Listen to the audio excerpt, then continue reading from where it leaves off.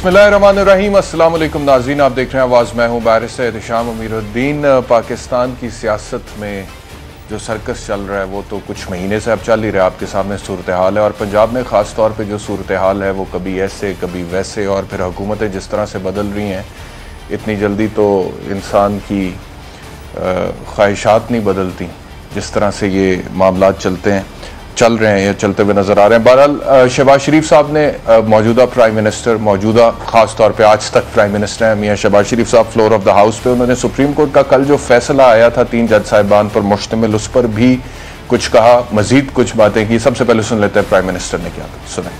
अदालत अगर बुलाए, मैं समझता हूँ कि बड़ा हमें एहतराम से जाना चाहिए, इसमें कोई दो राय नहीं। अगर आपने फैसला करना है तो फिर इंसाफ की बुनियाद पर करना होगा, हक की बुनियाद पर करना होगा। ये नहीं हो सकता कि आप मेरे साथ कोई और बर्ताव करें, किसी के साथ कोई और बर्ताव करें। फॉरेन एजेंट ये हैं, फॉरेन स्टूडेंट्स ये हैं, क्यों नहीं बताता चीफ इलेक्शन कमिश्नर? वो पैसा फॉरेन फंडिंग का इसराइल से मैंने तो नहीं मंगवाया, हिंदुस्तान से पैसा मैंने तो नहीं मंगवाया, वो इमरान खान ने मंगवाया। किसी ने नोटिस लिया, किसी ने सुओ मोटो लिया। मार्च में जिस तरह आइन शिकनी की गई, डिप्टी स्पीकर सदर पाकिस्तान इमरान नियाज़ी ने मिलकर जो धोखे के साथ असेंबली तोड़ने की कोशिश की, अदालत उज़्मा ने कहा कि डिप्टी स्पीकर ने आइन शिकनी की, बड़ी अच्छी बात की उन्होंने, लेकिन उनको तो किसी ने नहीं बुलाया। स्पीकर पंजाब असेंबली जनाब स्पीकर वो एक कार्रवाई करते हैं, उनको बुला लिया गया। पाकिस्तान को डिफॉल्ट के बिल्कुल किनारे लगा दिया, किसी ने नोटिस लिया।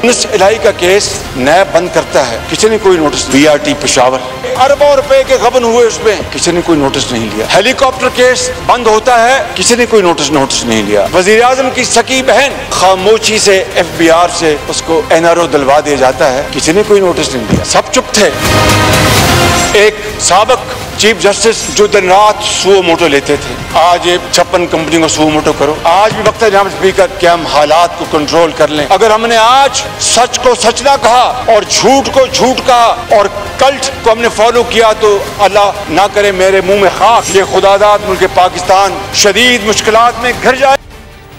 तो ये आप गिले सुन रहे थे प्राइम मिनिस्टर शहबाज शरीफ के। मजीद प्राइम मिनिस्टर ने यह कहा कि इमरान खान जो हैं ये लाडले हैं और 15 साल तक इनको दूध पिलाया गया है और इदारे इनको सपोर्ट करते रहे। ये भी सुन। एक ऐसा लाडला जिसको दिन रात दूध पिलाया गया, 15 साल दूध पिलाया गया और उसको ला के बिठाया गया। इदारे दिन रात उसके लिए वो काम करते थे कि आज हम सोचते हैं तो अकल हैरान होती है। जनाब स्पीकर 75 साल ना किसी को इस तरह की सपोर्ट मिली, ना इस तरह की मदद और सपोर्ट किसी को मिलेगी। परवेज इलाही साहब से कल रात 2 बजे ओथ लिया सदर पाकिस्तान आरिफ अलवी ने, और मैं आपसे ये अर्ज करूं कि परवेज इलाही साहब के हवाले से जो फैसला आया था सुप्रीम कोर्ट ऑफ पाकिस्तान का, उसमें लिखा था कि गवर्नर पंजाब फौरी तौर पर हल्फ लेंगे 11:30 बजे। अगर वो नहीं लेते हैं या वो अनविलिंग है तो फिर सदर पाकिस्तान लेंगे। फिर सदर पाकिस्तान पहुंचे, फिर रात 2 बजे हल्फ बर्दारी की तकरीब हुई और इवेंचुअली हो गई। लेकिन ये भी सियासी सर्कस हमने पिछले कुछ अरसे से देखा है कि जब एक पार्टी कोई ओहदा जीत जाती है वक्ती तौर पे, तो फिर ऊपर जिस बंदे ने हल्फ लेना है क्योंकि उसका ताल्लुक दूसरी जमात से होता है और वो अपनी कुर्सी से इंसाफ करने की बजाय अपनी सियासी लीडरशिप की नौकरी का ज़्यादा ख्याल करता है, इस वजह से वो हल्फ लेने से इनकार कर देता है और उसके बाद फिर मामलात मजीद ख़राब होते हैं, आइनी बहरान पैदा होता है। कोई एडमिनिस्ट्रेशन नहीं, कोई गवर्नेंस नहीं, लोगों का कोई पुरसाने हाल नहीं, लेकिन यह है कि अपनी सियासी ताकत, अपनी सियासी जंग जो है उसके हवाले से पॉलिटिशियंस का फोकस रहता है। बहरहाल ये शहबाज शरीफ साहब कह रहे थे।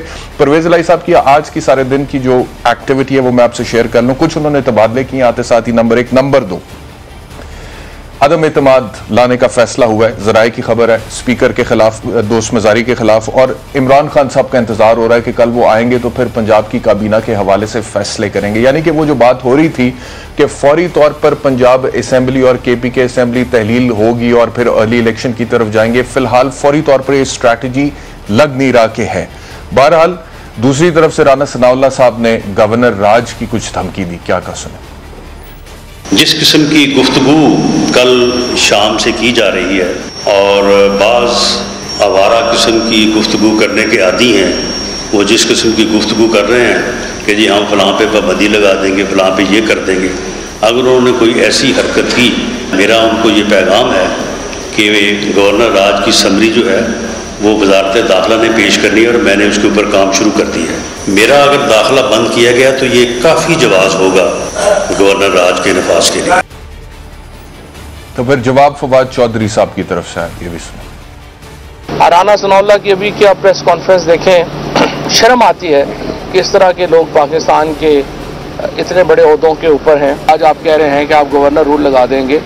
आपने अपने लॉ मिनिस्टर से सिर्फ ये कर लें कि जो गवर्नर रूल की जो हमारी शिक है उसको पढ़ लें, ताकि आपको पता चल जाए कि गवर्नर रूल किन हालात में लगता है। आपकी अपनी तो इज्जत नहीं है और आप एक बोंगियां मार रहे हैं, लेकिन आप इसको पढ़ लें ताकि आपको कम से कम जब बात करें तो समझ हो कि आप बात क्या कर रहे हैं। ये एक अहमकाना पॉलिसी के ऊपर इस वक्त नून लीग जो है वो गामजान है। अगर नाराज लीग बन के आपका ख्याल है कि आपको नैरेटिव मिल जाएगा, बयानिया मिल जाएगा, ऐसे नहीं होता। तो ये फवाद चौधरी साहब कह रहे थे। अब शाह महमूद कुरैशी साहब ये कह रहे हैं कि मजीद ना आजमाया जाए अवाम को और फौरी तौर पर इलेक्शंस करवाए जाए। मैं अब ये कहूँगा शहबाज शरीफ साहब वज़ीर आज़म से मजीद कौम को ना आजमाएं, मुस्तफ़ी हों, असेंबलियों को डिसॉल्व करें और नए इंतखाबात की तैयारी करें। लेकिन शायद खकान अब्बासी साहब गो के पाकिस्तान मुस्लिम लीग नवाज इस वक्त जिन चैलेंजेस का सामना कर रही है उसके बावजूद शायद खकान अब्बासी साहब ये कहते हैं कि इलेक्शन हल नहीं है। अगर कोई आईनी तरीके वाली इलेक्शंस का तो हमें बता दें, करवा देंगे, लेकिन इलेक्शन कोई हल नहीं है। ये भी सुन। एक ब्रेक लेते हैं, ब्रेक के बाद वापस आएंगे तो मेहमानों से गुफ्तगू का आगाज करेंगे। वेलकम बैक टू आवाज़। मुझे ज्वाइन किया है JUIF से हाफिज़ अब्दुल्ला साहब ने इस्लामाबाद स्टूडियोज़ में। बहुत शुक्रिया हमें ज्वाइन करने के लिए। पाकिस्तान तहरीक इंसाफ से अहमद अवैस साहब हमारे साथ हैं। आपका बहुत शुक्रिया अहमद अवैस साहब हमें ज्वाइन करने के लिए। हाफिज़ साहब, आपसे अगर मैं गुफ्तगू का आगाज़ करूँ तो अब होने क्या जा रहा है? जो होना था, पहले ऐसे लगता था जो होना था वो हो चुका, उसके बाद फिर सूरत हाल बदली, फिर सूरत हाल बदली। अब कल रात का जो सुप्रीम कोर्ट का फैसला, उसके बाद पंजाब तो आप लोगों के हाथ से निकल गया। क्या हिकमत अमली आगे की क्या होने जा रहा है? अर्ली इलेक्शंस की तरफ देख रही है PDM, नहीं देख रही? बिस्मिल्लाहिर्रहमानिर्रहीम। बहुत शुक्रिया बैरिस्टर साहब। देखिए, बुनियादी तौर पर बात यह है कि ये जो अदलिया का फैसला आया, इस फैसले से आप बताइए, आप वकील भी है, आप कानून को भी समझते हैं और आइन को भी समझते हैं, और पाकिस्तान में कितने बड़े बड़े माहिर कानून, माहिर आइन और लॉयर हैं। ये केस सिर्फ हमारा नहीं था, ये आइन की जंग थी, ये इंसाफ की जंग थी, ये पार्लियामेंट की सुपरमेसी की जंग थी। चलिए, मैं पार्टी हूँ, मैं वफाकी हुकूमत हूँ, मैं चाह रहा था कि हमजा शहबाज वज़ीर आला रहे, ठीक है, मैं चाह रहा था, एक आर्गूमेंट था हमारा। लेकिन ये एहसन बून जो मौजूदा सदर बार का और साबिका 5 सदूर और इसी तरह सोसाइटी, माशरा, इंसानी हुकूक वगैरह वगैरह, ये सारे क्यों फरीक बन गए कि असल फुल कोर्ट बना दें? हमारा एक ही मुतालबा था कि फुल कोर्ट, क्या कोई गैर आईनी मुतालबा था, कोई गैर कानूनी मुतालबा था? फुल कोर्ट बनाने से, फिर उसकी रोशनी में फैसला करने से क्या मेरी वक़ार बुलंद हो जाती या अदलिया की वक़ार बुलंद हो जाती? तनाज़ा से निकल जाता। लेकिन सवाबदीद तो चीफ जस्टिस ऑफ, मैं तो ये नहीं कह रहा हूँ, मैं उसकी सवाबदीद पर सवालात नहीं उठा रहा, उठा तो रहे हैं ना। मैं तो ये कह रहा हूँ, हमारी एक तजवीज़ थी, हमने एक सिफारिश की, आपने बाकायदा मुतालबा किया, और जब मुतालबा नहीं माना गया आपने बॉयकॉट किया। वो इसलिए बॉयकॉट किया कि तमाम पार्टियों का इत्तेहादी 11, 12, 13 जमातें, ये 11, 12, 13 जमातें, ये अशखास का नाम नहीं है, इसके पीछे 4 करोड़ के लगभग वोटर है। सही है। आप समझो कि एक तरफ 1.5 करोड़ वोटर है या 1 करोड़ 70 लाख, दूसरी तरफ 4 करोड़ वोटर है। आप बताइए कि जब ये तनाज़ा पैदा किया गया फैसले से तो तनाज़ा ख़त्म नहीं हुआ, बल्कि तनाज़े ने जन्म लिया। ठीक। अब बात यह है कि ये गुबार बैठ जाएगा, PTI की खुशी, उनकी जश्न, ये उसकी काम नहीं आएगा। पार्टी तो अभी शुरू, वो तो यौम तशक्कुर मना रहे हैं, वो बना है, वो यौम तशक्कुर बनाते हैं, जो कुछ भी बनाते हैं। यौम तशक्कुर, यौम तनफ़ुल, जो 2 रकात नफल उन्होंने पढ़ना था, वो जॉर्ज बुश की कामयाबी पर भी 2 रकात नफल पढ़ा है इमरान खान ने। इसी तरह आपका ये जो नरेंद्र मोदी है, इसकी कामयाबी के लिए भी उन्होंने दुआएं की। डोनाल्ड ट्रंप की कामयाबी, हाँ, आपका मतलब? नहीं, डोनाल्ड ट्रंप नहीं, जॉर्ज बुश की सीनियर जॉर्ज बुश जब कामयाब हुए, अकरस बाबर की बात कर, हाँ, उसने खुद कहा कि मुझे खुद गाड़ी में कहा कि मैं आज बहुत खुश हूँ, मैंने 2 रकात नफल भी पढ़ी। क्यों? किसने कहा आपको? ये अकबर एस बाबर का जो रिकॉर्ड पर मौजूद है। अच्छा। Akbar Babar foreign funding case में जो फरीक है, असल मुद्दई है, वो खुद कह रहे हैं। अच्छा चले अब इधर आ जाते हैं पाकिस्तान वापस। आप साहब ये बताएं, नवंबर से पहले इलेक्शंस आप लोगों को काबिल कबूल है? एक बात सुनिए, अगर आइन की बात है, एक बात मुझे करने की इजाजत है। अगर आइन की बात है, क्या आइन में यह कहाँ लिखा है कि जो अराकीन मुनहरिफ हो उसकी वोट को नहीं गिना जाता, नहीं गिना जाता, शुमार नहीं किया जाता? ये आइन में कहाँ लिखा है? ये आइन में जब नहीं है तो इजाफा हुआ ना।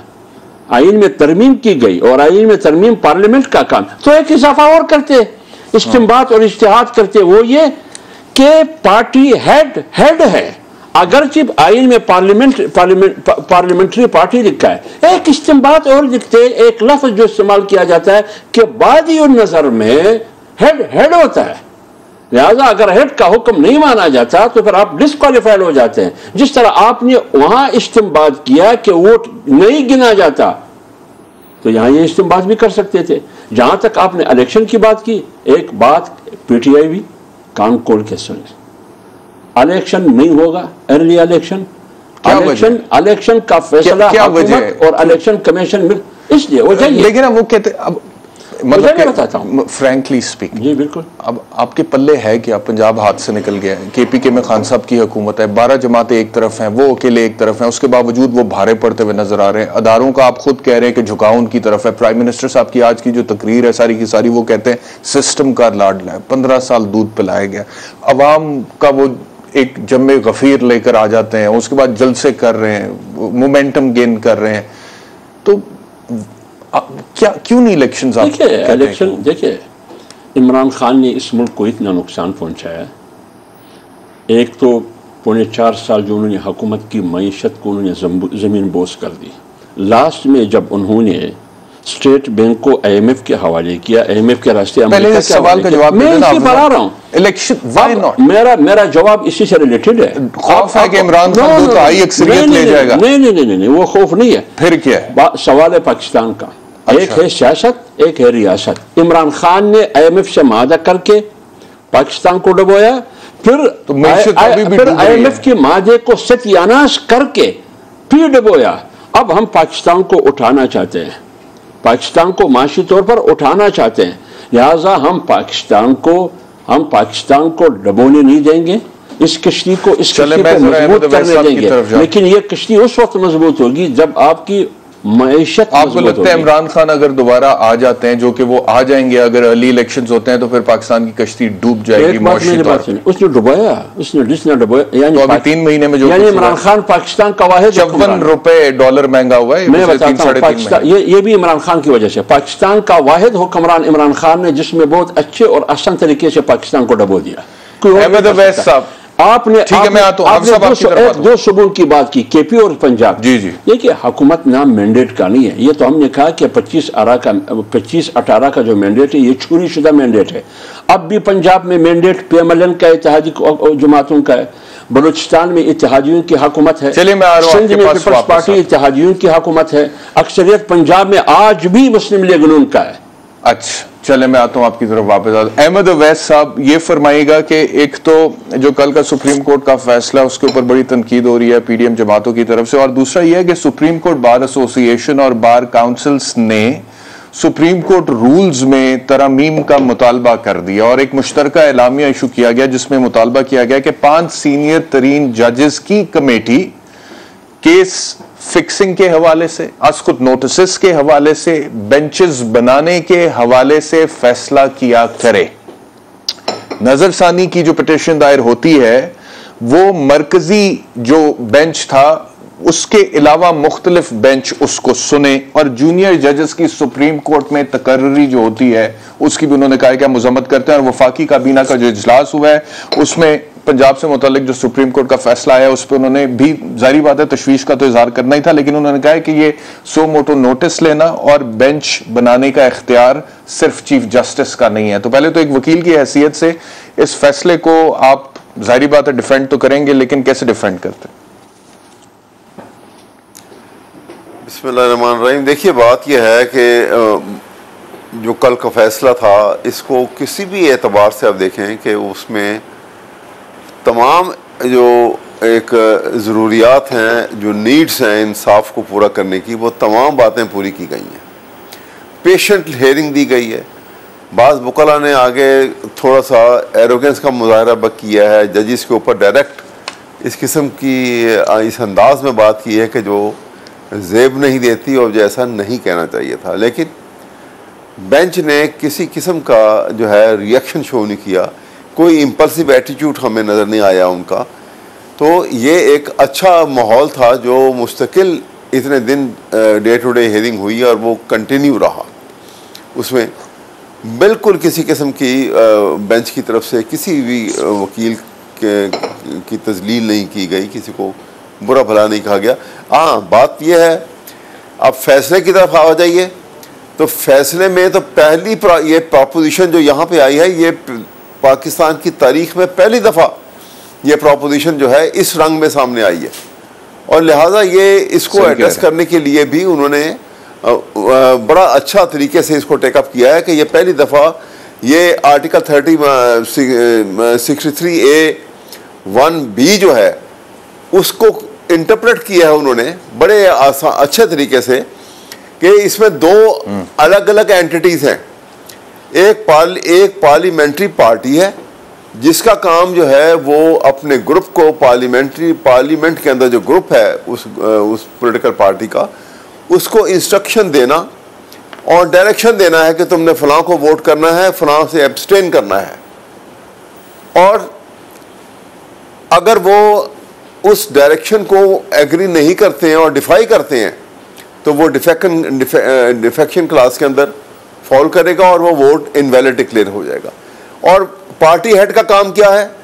पार्टी हेड जो है उसका काम यह है कि उसने जो डिफेक्ट कर गए हैं उनकी जब डिटेल उसके पास आएगी तो वो उनको शो कॉज नोटिस इशू करेंगे, उनका जवाब लेंगे, उनकी समाअत करेंगे और सेटिस्फाई करने के बाद हर चीज़ को वो उसकी कंप्लेंट प्रिजाइडिंग ऑफिसर के थ्रू ठीक है पाकिस्तान साहब इलेक्शन कमीशन को भेजेंगे जवाब दे डिसाइड करने के लिए। ठीक है, ये है तरीकेकार। यही आर्गुमेंट पीटीआई का है, मुझे मालूम है, और कोर्ट में भी यही आर्गुमेंट दिया गया। और जब सुप्रीम कोर्ट का तफसीली फैसला आएगा तो उसमें इसी आर्गुमेंट पे मेरा ख्याल है रिलाई करके, जारी बात है, उन्होंने कहा है कि वो वोट्स जो हैं वो डिप्टी स्पीकर की रूलिंग गलत है। लेकिन एक बात आपने की, आपने कहा कि पाकिस्तान की तारीख में पहली दफा ये प्रोपोजिशन आई थी कि इख्तियार पार्टी हेड का है या पार्लियामेंट्री पार्टी का है।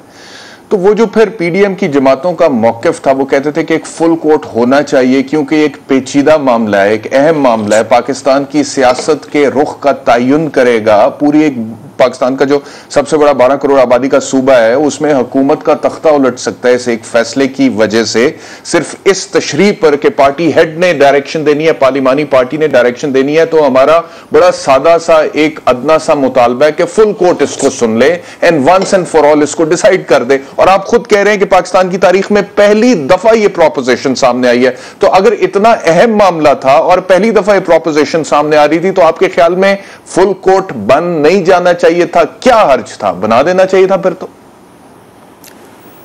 मैं बताऊं आपको, देखिए मैंने ये प्रोपोजिशन को जो फर्स्ट टाइम इसलिए कह रहा हूं कि ये एक एतराज लिया गया था कि जी 2-3 जजमेंट्स हैं जिसके अंदर जो 2015 की है, 2016 की है और 2018 की जजमेंट है। ये 3 जजमेंट्स के अंदर जो है इस मैटर को टेकअप किया हुआ है और वहाँ पे उन्होंने कहा कि पार्टी हेड की डायरेक्शन को फॉलो नहीं किया गया।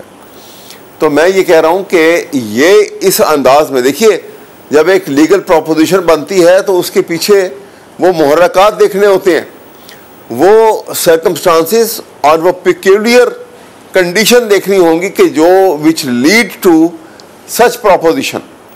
अब यहाँ पर यह था कि पहली दफ़ा ये सूरत हाल इस तरीके से आई है सामने कि जिसके अंदर पार्टी जो है उसको एक इंस्ट्रक्शन दी गई है किस तरीके से। अब यहाँ पे आप उनको मिला के देखेंगे सिचुएशन को कि नहीं, वो आपकी बात ठीक है, मैं मेरिट की तो बात कर ही नहीं रहा। मैं अहमद अवैस साहब, मैं मेरिट के नहीं कर रहा, मैं तो फैसले को मेरिट पे चैलेंज नहीं कर रहा, उस पर बात ही नहीं कर रहा। मैं तो फुल कोर्ट की बात कर रहा हूँ फिलहाल, बेंच की तशकील की बात कर रहा हूँ, जिसके ऊपर आज सुप्रीम कोर्ट बार एसोसिएशन बशमूल बार काउंसिल्स ने कह दिया जी अब तरमीम करें सुप्रीम कोर्ट के रूल्स में, ये सिर्फ चीफ जस्टिस का इख्तियार नहीं होना चाहिए। मतलब कि इतना तनाज़ा खड़ा हो गया, इतनी बड़ी कंट्रोवर्सी जनरेट हो गई है, तो क्या हर्ज था कि फुल कोर्ट बन जाता? एक नहीं क्यों बनता, देखिए ना, ये बता रहा हूं कि आप वो जो रेफरेंस की शॉर्ट जजमेंट आई हुई है उसके अंदर तो ये बात क्लैरिफाई हो चुकी है। पहली दफा जिसे मैंने कहा है कि पहली दफा ये हुआ है कि उनको डिस्टिंग्विश किया गया है कि पार्लिमानी पार्टी क्या है और पार्टी हेड क्या कौन है, और उनके उधर में नहीं जा रहे हैं क्या मैं बात कर रहा हूं फुल कोर्ट पे, बताया ना मुझे, why not a full court? चले फुल कोर्ट को भी छोड़ दें सर, मैं रावलपिंडी मैं आपसे अर्ज करूं, अगर रावलपिंडी बार एसोसिएशन का जो केस है उसमें जस्टिस अजमत सईद साहब ने जो जजमेंट ऑथर की थी जिसमें उमर अता बंदयाल साहब ने भी साइन किए थे, और उसमें लिखा हुआ है कि पार्टी हेड का इख्तियार है कि वो डायरेक्शन दे सकता है। वो कहते हैं कि अब ये रेशियो डिसिडेंट डाई नहीं है, this is not the binding part of the judgment, this is obiter dicta, वो आप समझते हैं बिल्कुल वो। लेकिन बहरहाल 8 जज साहिबान ने कहा, सर 8 जज साहिबान ने कहा, उमर अता बंदयाल साहब उसमें शामिल थे। अब ये शॉर्ट ऑर्डर में चीफ जस्टिस साहब खुद फरमा रहे हैं कि वो 8 ने कहा था, 9 ने नहीं कहा था, लिहाजा वो मेजॉरिटी वर्डिक्ट नहीं था। तो एक तरफ तो ये दलील देकर कि 9 ने नहीं कहा था, 8 ने कहा था, वो मेजॉरिटी वर्डिक्ट नहीं था, इस वजह से हम पे बाइंडिंग नहीं है, तो दूसरी तरफ आप सिर्फ 3 जज साहिबान बिठाकर एक इतना बड़ा मामला जिसके ऊपर आप खुद कह रहे हैं कि पहली दफा प्रोपोजिशन आई है, आपने फैसला कर दिया और पूरी पीडीएम की जमातों में बॉयकॉट कर दिया। अब मुल्क में एक अजीब माहौल है। मैं उन फैसलों, मेरी बात सुनिएगा ना आप, मैं उन फैसलों के जो पहले जिसका आप रेफरेंस दे रहे हैं, मैं उसको सामने रख के ये बात कर रहा हूं कि वहां पे ये प्रोपोजिशन इस शक्ल में नहीं आई है। यहां तो आप जब पहली दफा थ्रेश आउट किया गया है इसके अंदर, जो ये जो फैसला आया इसका रेफरेंस केस का, चलें उसकी शॉर्ट जजमेंट के पैरा नंबर 3 के अंदर उन्होंने क्लियर कर दी ये बात, और उन्होंने बताया कि पार्लिमानी पार्टी एक अलग चीज है और पार्टी हेड एक अलग चीज है।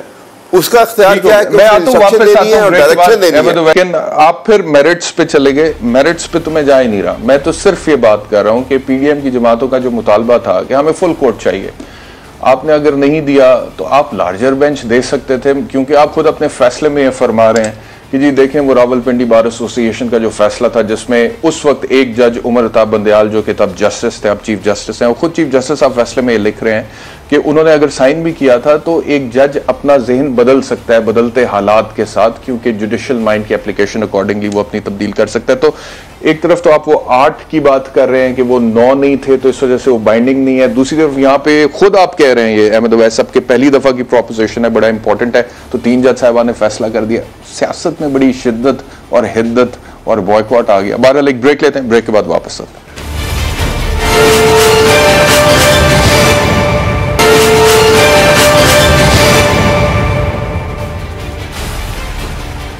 वेलकम बैक टू आवाज़। मुझे ज्वाइन कर रहे हैं थोड़ी देर में एहसन भून साहब, उनसे भी बात करेंगे क्योंकि सुप्रीम कोर्ट बार एसोसिएशन के वो सदर हैं, तो सुप्रीम कोर्ट बार एसोसिएशन की तरफ से और दीगर बार काउंसिल्स की तरफ से आज जो मुश्तरका एलामिया है जिसमें उन्होंने कहा है कि सुप्रीम कोर्ट रूल्स में तरमीम की ज़रूरत है और केस फिक्सिंग, सो मोटो नोटिस, बेंच की फॉर्मुलेशन, ये सिर्फ चीफ जस्टिस का इख्तियार नहीं होना चाहिए, सुप्रीम कोर्ट के 5 सीनियर तरीन जज साहिबान की एक कमेटी को इस हवाले से फैसला करना चाहिए। तो उनका क्या इस हवाले से मौक़िफ़ है, व्हाट आर द ग्राउंड्स जिस पे वो कह रहे हैं, उनसे बात करेंगे। बट बिफोर दैट हाफिज साहब, अब खान साहब की तकरीर चल रही है इस वक्त जबकि मैं आपसे मुखातिब हूँ, मुझे तो लग रहा है खान साहब वो 2018 इलेक्शन जीतने के बाद जिस फ्रेम ऑफ माइंड में थे उसी फ्रेम ऑफ माइंड में वो आ चुके हैं। वो अब जर्मनी, जापान की मिसाल दे रहे हैं, वो कह रहे हैं कि दूसरी जंग अजीम के बाद ये दोनों कौमें तबाह हो गई थी, देखें कितनी तरक्की की, कहाँ पहुँचे। तो 2018 में भी ऐसी वो कहते थे, फिर कहते थे घबराना नहीं है, हम करेंगे, आगे निकलेंगे इन चैलेंज। तो मेरे ख्याल में इमरान खान का कॉन्फिडेंस तो एक नेक्स्ट लेवल पे चला गया, उन्हें लग रहा है कि बड़ी जल्दी मैं दोबारा प्राइम मिनिस्टर बनने वाला हूँ।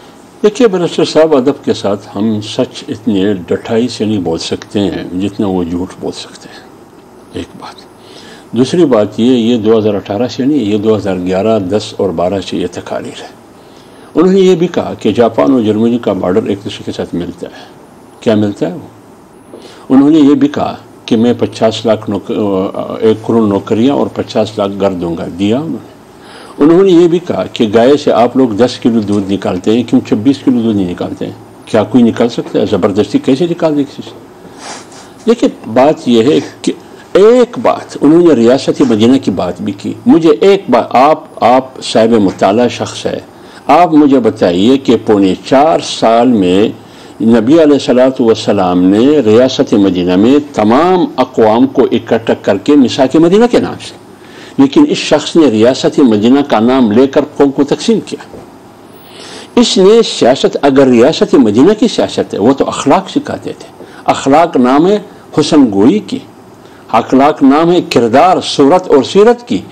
इसने सियासत को बदतमीजी, गाली, गालम गलोच, झूठ बना दिया। क्या रियासत मदीना का तकाजा? मुझे एक काम बता दे कि रियासत मदीना की तकाजे के मुताबिक उन्होंने क्या? ये कहते हैं मारूफ। कहाँ है मारूफ? गाली का नाम मारूफ है। किसी का तंज करना, किसी का मजाक उड़ाना, गलत गलत नामों से पुकारना, यह रियासत मदीना का तकाजा है। आपने करप्शन के खिलाफ जंग शुरू की, आपने कहा मैं करप्शन खत्म करूंगा। मैं नहीं कहता हूं यार, बैरिस्टर साहब भी नहीं कहते हैं, मौलाना साहब भी नहीं कहते हैं। ट्रांसपेरेंसी इंटरनेशनल ने कहा कि तुमने 116 से लेकर 124 तक तुम करप्शन में इजाफा कर चुके हैं, करप्शन में इजाफा हुआ है। आपने कहा कि मैं पासपोर्ट को यहां से आसमान तक ले जाऊंगा, ग्रीन पासपोर्ट को, लेकिन कहां है? 3 ममालिक से पूरी दुनिया में तुम ऊपर है, बाकी सबसे तुम जीरो है नीचे। करप्शन तुम खत्म न कर सके। एहतिसाब कैसे एहतिसाब हुआ? हिटलर की तरह तमाम मुखालिफिन को तुमने घुसा दिया, लेकिन एक पाई करप्शन भी साबित न कर सके। यहां तक कि तुमने बशीर मेमन को डराया, धमकाया कि फलां पर गद्दारी का केस बनाओ, फलां पर हेरोइन का केस बनाओ। राना सल्लल्लाहु के सामने खाकाना बासी आपके चीख रहे हैं, पुकार रहे हैं कि भाई कोई केस। मैं इसका जवाब चाहूंगा कि अहमद अवैस साहब से लें, लेकिन उससे पहले एहसन बून साहब ने हमें जो सदर सुप्रीम कोर्ट बार एसोसिएशन, बून साहब बहुत शुक्रिया हमें ज्वाइन करने के लिए। ये फरमाइएगा कि आज जो मुश्तरका एलामिया आया जिसमें मुतालबा किया गया है कि 5 सीनियर तरीन जज साहिबान सुप्रीम कोर्ट के केस फिक्सिंग सो मोटो के हवाले से, बेंच फॉर्मुलेशन के हवाले से जो है फैसला करें, और मजीद भी कुछ तरमीम जो है वो सजेस्ट की गई हैं। तो ये क्या जो कल फैसला आया है उसके रद्द अमल में ये मुतालबा सामने आ गया है? आपको लगता है this is the right time for it, even if the demand is right? You think this is the right time for it, और ये हो जाएगा इस टाइम पे? ये सियासी जमातें हैं ना जी, ये एक शाम सो जाती हैं। जब इनको दचका लगता है ना तो उस वक्त ये इनको ठोकर लगती है, ये जिहाद की। बात ये है कि हम we are clamouring for all bar association, bar council since last 15 years 20 years they are clamouring for all this कि आप एक ऐसा क्राइटेरिया बनाओ कि ये चीजें सारी ठीक हो जाए। हमने 184(3) के हवाले से हमारी वो सो मोटो भी आता है, डायरेक्ट इंटरटेनमेंट भी आती है, तो हम ये कहते हैं कि जी आप इसके लिए रूल स्ट्रक्चर करो, क्या सो मोटा होना चाहिए, बेंच कैसे बनने चाहिए, सारा कुछ होना चाहिए, लेकिन कोई नहीं बोलता।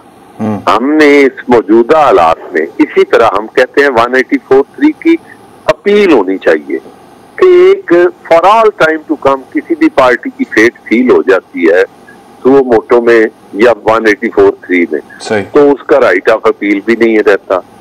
इसलिए this is the right time कि गवर्नमेंट को चाहिए कि वो एक्ट ऑफ पार्लियामेंट के जरिए, जैसे लॉ रिफॉर्म ऑर्डिनेंस है 1972 का, कि वो फाइल करें, वो अपना एक्ट ऑफ पार्लियामेंट के जरिए राइट ऑफ अपील एक कॉमन लिटिगेंट के लिए, अपने लिए भी, दूसरों के लिए भी ये होना चाहिए। और वो बेंच बड़ा होना चाहिए उन जजेस से जिन्होंने फैसला दिया है। उसके अलावा ऐसा होना चाहिए कि जैसे आप देख रहे हैं, हम कहते हैं कि रिव्यू का हमारा हमेशा ये रहा है कि अगर आप रिव्यू के लिए फाइल करते हैं तो मैक्सिमम आप आखिर जज को कर लें, रेस्ट ऑफ दी जजेस शुड बी अदर्स बेंच में। और वकील को तब्दील करना ये भी लिटिगेंट का आर्टिकल 10 के हवाले से राइट है, लेकिन आप उसको नहीं एंटरटेन करते। ये भी हमारे लिए बड़ी तकलीफ से बात है। इसी तरह हमने ये सारी चीजों को केटर करते हुए ये बात की है कि आप ये जुडिशियल रिफॉर्म करें, काजी फायज ईसा के रिव्यू, जो क्यूरेटिव रिव्यू, जो तमाम आपकी फार्मर हुकूमत के तमाम जो अकाबरीन थे जिन्होंने फाइल किया, उन्होंने कहा मोटिवेट ये गलत था, चौधरी वो फवाद ने कहा। तो उस हवाले से हमने कहा कि आप क्यों ये मीनिंग देर भाई कि ये सारी चीजें साइड से होती जाती हैं और आप मेरिट को कत्ल-ए-आम करते जाते हैं। तो इसलिए हमने ये सारा अलामिया दिया और कल के जुडिशल कमीशन में हमने हुकूमत से भी ये अपील की है कि आप खुदारा मेरिट की बात करें, प्रिंसिपल ऑफ सीनियरिटी को एडहेयर करें और ये सारी चीजों को। खून साहब, ये जितनी भी बातें आपने की हैं, मेरा ख्याल है तकरीबन सारी बातों से एक वकील की हैसियत से मैं आपसे इत्तफाक करता हूँ, लेकिन सवाल यह है कि ये करना आप लोगों ने नहीं है। ये वकला कम्युनिटी तो सिर्फ एक रिफॉर्म की बात कर सकती है ना। ये जैसा कि आपने खुद कहा कि एक्ट ऑफ द पार्लियामेंट के जरिए होना है। इस वक्त पार्लियामेंट में जो गवर्नमेंट है, आपको लगता है कि इनकी कैपेसिटी है कि ये रिफॉर्म, सुप्रीम कोर्ट बाकायदा तौर पर एक इदारा है और बड़ा मजबूत ताकतवर इदारा है, और एक इदारा वर्सेस अनदर इंस्टीट्यूशन, तो आपको लगता है कि इस वक्त का जो पार्लियामेंट है उसमें इतनी जान है कि वो सुप्रीम कोर्ट के हवाले से, चीफ जस्टिस के हवाले से ये वाले रिफॉर्म्स कर जाए? देखिए, मैं आपको बताऊं, चीफ जस्टिस साहब का इसमें कोई ईगो का मसला है। चीफ जस्टिस साहब के कोई पावर क्लिप हो रहे हैं। बात यह है कि चीफ जस्टिस आर जज, चीफ जस्टिस को सर्टन एडमिनिस्ट्रेटिव पावर्स एडिशनल होती हैं, उसके अलावा चीफ जस्टिस के पास क्या होता है? चीफ जस्टिस ने एक फैसला जो करना है बहैसियत जज आइन और कानून के मुताबिक करना है। इसी तरह किसी जज ने जो फैसला करना है आइन और कानून के मुताबिक करना है। ना उसकी इख्तियारात कम हो सकते हैं आइन के हवाले से, ना कानून के हवाले से। अगर एडमिनिस्ट्रेटिव और रेगुलेट करने के हवाले से बात करते हैं तो वो उनके इख्तियारात का मामला नहीं है, वो रेगुलेशन का और ट्रांसपेरेंसी का मामला है। और दूसरा यह है पब्लिक परसेप्शन को ठीक रखने का मामला है। इनमें दम है या नहीं है? तो अगर एक हुकूमत चली गई, दूसरी चली गई, तीसरी चली गई, जो पहले थे वो भी चले गए। बात यह है कि इन्होंने सारी जिंदगी को 200 साल जीना है, इन्होंने मरना नहीं है किसी ने भी। हमने और आपने रहना है। We are perishable, we should contribute toward posterity. हम आयतें बहुत पढ़ते हैं, वजीफे बहुत करते हैं, हम लोगों को नेकी की बातें बहुत सुनाते हैं, अपनी नमाजों के हवाले से बहुत करते हैं। तो बात हम जब करते हैं उसमें मुझे समझ नहीं आता, हमारे लिए सच बोलना भी मुश्किल हो जाता है। बहुत शुक्रिया एहसन भून साहब हमें ज्वाइन करने के लिए। अहमद अवैस साहब, एहसन भून ने जितनी भी बातें की, एक तो उसके ऊपर आपका रिस्पॉन्स, दूसरा हाफिज अब्दुल्ला साहब पाकिस्तान तहरीक इंसाफ की पॉलिटिक्स के हवाले से, खान साहब की पॉलिटिक्स के हवाले से बात कर रहे थे। आपके पास राइट है कि आप दोनों को रिस्पॉन्ड करना चाहें तो प्लीज गो अहेड। देखिए, जहाँ तक गुफ्तगू को इन्होंने जो कुछ बातें की हैं, बुनियादी तौर पे बातें कोई ऐसी गलत नहीं हैं, लेकिन जो प्रेरोगेटिव है चीफ जस्टिस का, ये कोई आज की बात नहीं है। अगर आप 5 जजेस को भी बना लेंगे कि जी वो उन्होंने बेंचेस बनाने हैं, तो एक आदमी की तो अब एक माइंड इस्तेमाल कर रहा है, वो जुडिशल माइंड है, उसमें जुडिशल ऑनेस्टी का बहुत बड़ा दखल है, उसमें उसके ओथ का बहुत बड़ा दखल है और उसकी इंटेग्रिटी का बहुत बड़ा दखल है। और ये तमाम चीज़ें जो हैं, ये ओथ की जो कंटेंट्स हैं, जो आइन के तहत जो ओथ है, उसके अंदर सारी चीज़ें दी हुई हैं। उसके बाद अगर आप किसी एक जज के ऊपर या चीफ जस्टिस के ऊपर फिर भी डाउट करोगे, तो इसका मतलब ये है कि फिर तो कोई एंड ही नहीं है उसका, कहीं रुक ही नहीं सकते आप। जब एक पे करेंगे तो जब 5 जज साहबान के ऊपर आप ये पाबंदी लगाओगे कि अब आपने मिलके, अब ये काम आपका हो गया है, आपने बेंचेस बनाने हैं, तो फिर हर जज की अपना जहन है। 5 जहन जो हैं वो एक जगह इकट्ठे नहीं हो सकते हैं। It is only the one brain के जिसमें ये एक एडमिनिस्ट्रेटिव काम है। सीनियर मोस्ट जज है चीफ जस्टिस, उसकी कोई उसूल तय किए जा सकते हैं ना, ये एक बैलेंस ऑफ पावर। उनका जो बुनियादी आर्गुमेंट है अहमद अवैस साहब, कभी इसके ऊपर कोई मसला नहीं आया। बुनियादी आर्गुमेंट है वो बैलेंस ऑफ पावर के हवाले से है, यानी कि अगर 5 जज साहिबान की कमेटी बना दी जाती है, उस कमेटी ने भी कुछ असूलों को ही फॉलो करना होगा ना, बेंच फॉर्मुलेशन के हवाले से। कहने का मतलब ये है कि बजाय इसके कि सिर्फ एक सवाल ये है। जी जी जी फरमाइए। मैं आपसे अर्ज कर रहा हूं कि देखिए ये पाकिस्तान है, यहाँ पे जिसके पास अथॉरिटी आएगी इस तरीके से वो दूसरे के ऊपर इम्पोज करने की कोशिश करेगा। हम ये एक प्रैक्टिकल तो ये बदलना नहीं चाहिए, देखते हैं, रोज देखते हैं। नहीं, एक आदमी के पास ये अथॉरिटी जो है उसकी, जब एक आदमी इतनी सीनियरिटी पे आके चीफ जस्टिस बन गया, उसके ऊपर क्यों हम डाउट करें इस किस्म का? ये पहली बात ही गलत है कि उसके ऊपर क्यों डाउट करेंगे हम इस बात का। बेंच भी बनेंगे। हाँ, एक बात उनकी जो है, ये एहसन भून ने भी बात की है। अच्छा, एक और चीज फरमाइएगा, बड़ी अच्छी बात है। एक सवाल कानून के तालिब इल्म की हैसियत से एक सवाल मैं आपसे पूछना चाहता हूँ। चले आप बेंच फॉर्मुलेशन, मैं कहता हूँ, चले मैं मानता हूँ आपकी बात कि वो चीफ जस्टिस का प्रेरोगेटिव, उनका प्रिविलेज, उनका इस्तेहकाक है। केस फिक्सिंग के हवाले से भी मैं मान लेता हूँ। ये जो अस खुद नोटिस की पावर है 184(3) में कॉन्स्टिट्यूशन में, क्या ये सिर्फ चीफ जस्टिस का इख्तियार है या ये सुप्रीम कोर्ट का इख्तियार है? और अगर सुप्रीम कोर्ट का इख्तियार है तो इसमें सुप्रीम कोर्ट के तमाम 17 जज साहिबान आते हैं, क्योंकि अगर 184(3) की वर्डिंग पढ़ें तो उसमें सुप्रीम कोर्ट का जिक्र है, चीफ जस्टिस का जिक्र तो नहीं है। तो ऐसा ही है, ऐसे ही है कि वो ये इख्तियार तो सुप्रीम कोर्ट का है। हर जज जो है सुप्रीम कोर्ट का, वो आर्टिकल 184(3) की पावर को एक्सरसाइज कर सकता है, suo motu exercise of authority हो सकती है।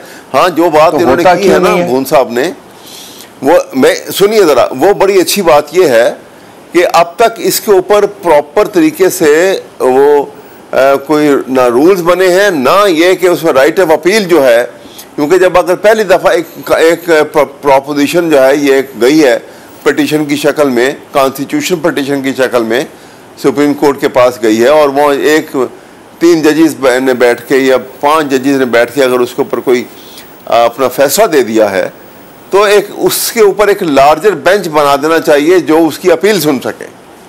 ये बात जो है ये बड़ी मुनासिब है। मेरे ख्याल में ये बात बहुत अरसे से चल रही है, लेकिन इसके ऊपर गालिबन आगे कोई पेशरफ्त नहीं हुई, और ये होनी चाहिए। ये एक पॉजिटिव एस्पेक्ट है जिसका मेरे ख्याल में ये जरूरी है। ये बात जो है ये माननी चाहिए। अच्छा, और जो बात मैं शॉर्ट एक्सेप्टेबल है चाहता हूँ, ठीक है अहमद वैस साहब, ठीक है, एक शॉर्ट चलाइएगा जी। फवाद चॉइस साहब वो गिला कर रहे हैं कि चौधरी परवेज अलाई की तकरीब हल्फ बर्दारी पीटीवी ने नशर नहीं की है, क्या कह रहे हैं? मुझे बड़ा अफसोस है कि आज पीटीवी ने ये जो लाइव फीड है ये नहीं दी।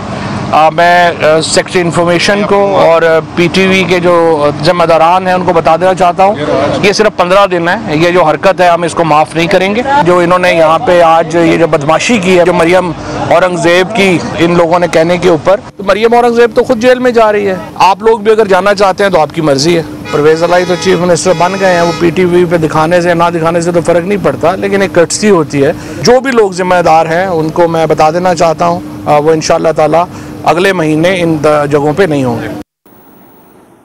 आपके पास भी 15 दिन ही है फिर। देखिए, इनके पास हुकूमत पूरे 4 साल थी। उन्होंने 90 दिन में इंकलाब लाना था, एक नया पाकिस्तान 22 करोड़ को देना था। कहाँ है नया पाकिस्तान? फिर कहा गया कि 90 दिन क्या है, कम से कम 6 महीने तो दे दे। बाहर से भी कुछ आवाज़ें आपने देखी, उन्होंने कहा कम से कम 6 महीने तो दे दे। 6 महीने भी गुजर गए, कहते हैं कम से कम साल तो दे दे।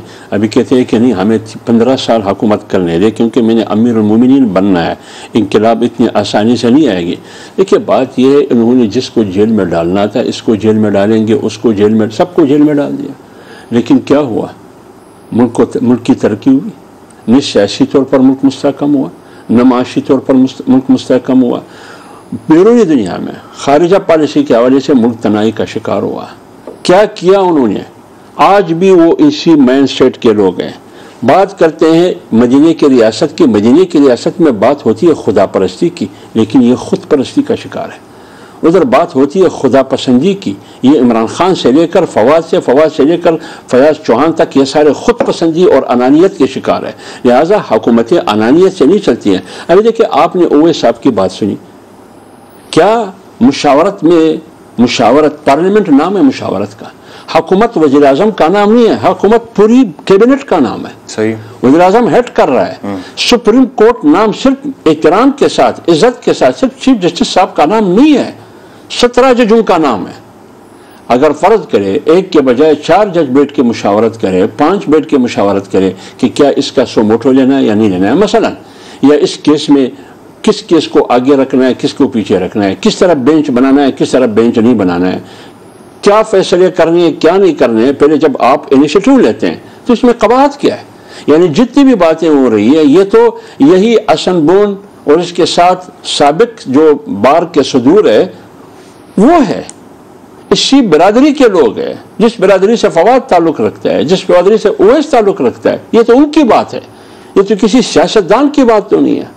इसलिए मैं कह रहा हूं कि पार्लियामेंट सबसे सुप्रीम है, ये आइन कह रहा है। एक मैं शॉर्ट सुनवाना चाहता हूं पार्लियामेंट की सुप्रीमेसी पे आप यकीन रखते हैं या नहीं रखते हैं? अगर रखते हैं तो फिर पार्लियामेंट को दिल से तस्लीम करना चाहिए कि सुप्रीम है। अच्छा, एक तरफ तो फवाद कह रहे हैं कि 15 दिन की बात है, हुकूमत वेंटिलेटर पे। अच्छा, मैं एक शॉर्ट सुनवा लूं, आपके पास ही आता हूं, उसके बाद आता तारड़ ने क्या कहा है एक इंकशाफ के फवाद चौधरी के हवाले से सुनो। हमारे एक सीनियर रहनुमा से फवाद चौधरी साहब ने परसों राब्ता किया है 2 मरतबा और कहा है कि हाथ हौला रखो, सियासी टेम्परेचर को डाउन करें। तो इसकी तस्दीक मैं कर देता हूं अपनी पार्टी की तरफ से। इसमें कोई सदाकत है? देखिए, अता तारड़ जिम्मेदारी से बात करते हैं, वजीर दाखिला रहे हैं पंजाब के, आपके वो मुझे तो पता नहीं है, लेकिन इतना मुझे मालूम है कि फवाद चौधरी जब मौलाना साहब पर तनकीद किया करते थे, इनका फोन आता था, एक बार आया है, 2 बार आया, हाँ, कि क्या करूं मौलाना साहब नाराज नहीं होना, सॉरी, लेकिन जब मैं आप पर तनकीद न करूं बनी गाला में मेरी जवाब तलबी होती है। और उस जो जवाब तलबी करता है उसके बारे में उन्होंने क्या अल्फाज इस्तेमाल किए। एक तरफ उनको लीडर कहते हैं, इमरान खान को पता नहीं अमीरुल मोमिनीन कहते हैं उसको, दूसरी तरफ उनके बारे में जो उन्होंने तौहीन आमेज अल्फाज इस्तेमाल किए, वो तो जिसको उन्होंने फ़ोन किया मौलाना को डायरेक्ट किया या इनडायरेक्ट मौलाना के करीबी को किया है, वो तो फवाद को पता है। लिहाजा मैं आपको कहता हूँ ये अंदर से कुछ और है, बाहर से कुछ और है। ये रात को पाँव पड़ते हैं, दिन को गालियाँ देते हैं। बहुत शुक्रिया हाफिज अब्दुल्ला साहब, अहमद अवैस साहब, बहुत शुक्रिया प्रोग्राम देखने का। इंशाल्लाह दोबारा मुलाकात होगी। अल्लाह हाफिज।